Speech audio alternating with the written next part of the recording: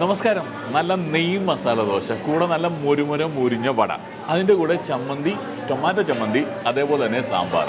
നമ്മൾ കഴിക്കാൻ വന്നിരിക്കുകയാണ് വെജിറ്റേറിയൻ ഫുഡ്, നെയ്യ് ഒഴിച്ച മസാല ദോശയൊക്കെ ആയിട്ട്.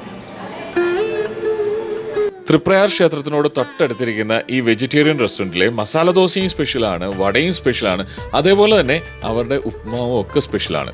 പൂരി ബജിയാണ് ഒത്തിരി പേരും ഏറ്റവും ഇഷ്ടമായിട്ട് പറഞ്ഞിരിക്കുന്നത്. പക്ഷേ എനിക്ക് നെയ്യ് മസാല ദോശ കഴിക്കാനായിട്ടാണ് തോന്നിയത്. ആ നെയ്യുടെ ടേസ്റ്റും മസാലയുടെ ടേസ്റ്റും ആ ക്രിസ്പി ആയിട്ടുള്ള ദോശയും അതിൻ്റെ കൂടെ നല്ല ക്രിസ്പി ആയിട്ടുള്ള ഉഴുന്നുവടയും കൂടെ ആയി കഴിഞ്ഞപ്പോൾ തന്നെ സംഭവം പൊളിയാണ്. നല്ലൊരു ചായയോ കാപ്പിയോ അതിൻ്റെ കൂടെ കഴിക്കുകയാണെന്നുണ്ടെങ്കിൽ നമ്മൾ സന്തുഷ്ടരായിട്ട് ഇവിടുന്ന് പോകാവുന്നതാണ്.